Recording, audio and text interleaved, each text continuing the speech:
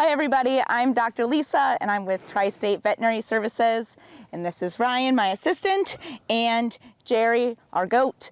And today we are going to talk about body condition scoring in small ruminants and specifically in goats, as that's what we have to show you today. So when you're looking and discussing body condition scoring, remember that when you're dealing with a ruminant, you really can't tell body condition by just looking at the animal. You really have to touch them for two reasons. One, they're carrying this big rumen, which is basically taking up a huge space in their abdomen.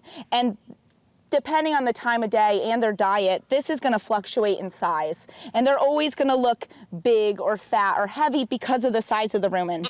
So you want to make sure that you're actually getting your hands on them to feel them. The other reason is, especially this time of year, we're going to have a much thicker coat. So whether it be wool sheep or even just your hair goats, you're going to have a much thicker coat. And so what looks like is a good body condition very well might not be. So that's why it's always important when we talk about body conditioning to get your hands on them. So you might want to have an assistant with you, or if you have a stand to have them on, that's great. I would recommend body condition scoring at least twice a year, if not more often, depending on your parasite or nutritional plan.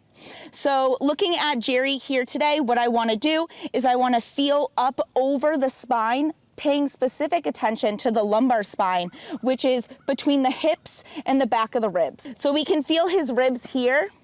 When we feel the back of the rib all the way to where the hip is, this space here is the lumbar spine. And so this is where I want to really feel to see what that body condition is.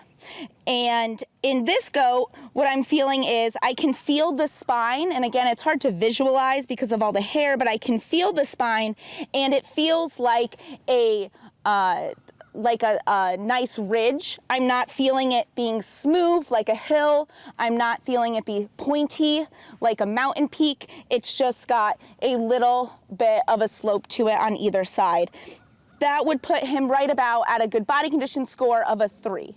When we talk about body condition scoring, we usually do it out of 5. Sometimes it can be out of 9. So a 3 out of 5 would be right in the middle, so ideal.